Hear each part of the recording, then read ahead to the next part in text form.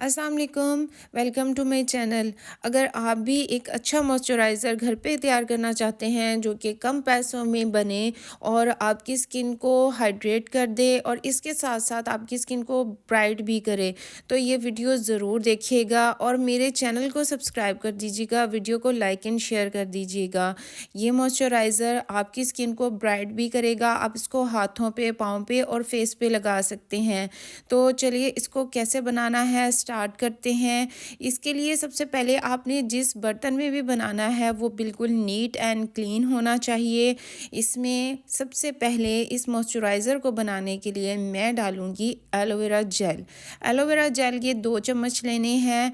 Aloe vera gel हमारी skin को moisturise करता है क्योंकि इसमें अमीनो एसिड्स होते हैं, विटामिन ए और सी पाए जाते हैं। एलोवेरा जेल हमारी स्किन को ड्राइनेस से तो बचाता ही है, लेकिन इसके साथ-साथ हमारी स्किन की इलास्टिसिटी को भी बढ़ाता है। इसके साथ अब मैं ऐड करूँगी इसमें 1 चम्मच ग्लिसरीन का। ग्लिसरीन हमारी स्किन में पेनिट्रेट होकर हमारी स्किन को हाइड्रेट करती है। हमारी स्किन के लिए हाइड्रेशन बहुत ज़्यादा ज़रूरी है। इसको हम अच्छी तरह से मिक्स कर लेंगे। अब इसको ज़्यादा बेहतरीन बनाने के लिए कि हमारी स्किन को ये वाइट भी करे और इसके साथ-साथ अगर हमारी स्किन पे डार्क स्पॉट्स हैं और किसी भी किस्म की कोई रेडनेस हो जाती है, उसको कम करने के लिए हम इसमें ऐड करेंगे rose hip oil. Rose hip oil हमारी स्किन को फ्रेश और हेल्दी रखता है और इसके साथ-साथ ये न्यू सेल्स को जनरेट करता है। इसमें विटामिन एफ होता है जो कि हमारी स्किन को मॉइस्चराइज़ करता है। इसका आपने 1 चम्मच लेना है। अगर आप ढक्कन से ले रहे हैं तो हाफ़ ढक्कन आप ले सकते हैं। मैंने इसी तरह इसमें थोड़ा-सा ऐड किया था। हाफ़ क्वांटिटी होनी चाहिए इसमें रोज़ हिप ऑयल की और इसको हम अच्छी तरह से मिक्स कर लेंगे। मिक्स होने के बाद बहुत ही अच्छी सी क्रीम बन जाती है ये। इसको आप मॉइस्चराइज़र कहें, इसको आप नाइट डे क्रीम कहें, कुछ भी कहें। मैं कहती हूँ 3 इन 1 है। ये मॉइस्चराइज़र भी है, ये नाइट क्रीम भी है और इसके साथ-साथ ये डे क्रीम भी है। इसमें मैं अब ऐड करूँगी रोज़ वाटर।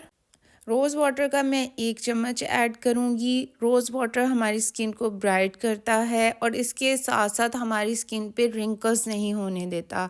अगर आपकी भी एज 25 से अबव हो गई है तो आपको एक अच्छे मॉइस्चराइज़र की ज़रूरत है और अपनी स्किन को हाइड्रेट रखने की ज़रूरत है ताकि आपकी स्किन पे जो फाइन लाइन्स जो आएँगी उसको स्लो डाउन कर सके।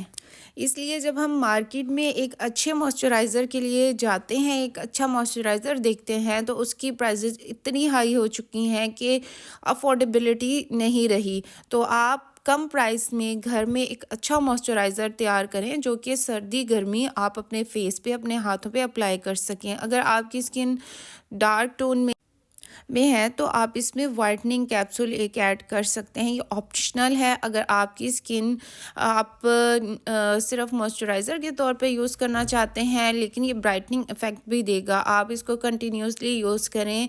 सुबह को आप अपने इसको सुबह उठते साथ ही फेस वॉश करके तो आप इसको अपने फेस पे अप्लाई करें। आपको किसी भी क्रीम की ज़रूरत नहीं पड़ेगी। इसको डे क्रीम के तौर पे भी आप अप्लाई करें, नाइट क्रीम के तौर पे भी अप्लाई करें और अपने हैंड एंड फीट पे भी इसको अप्लाई करें।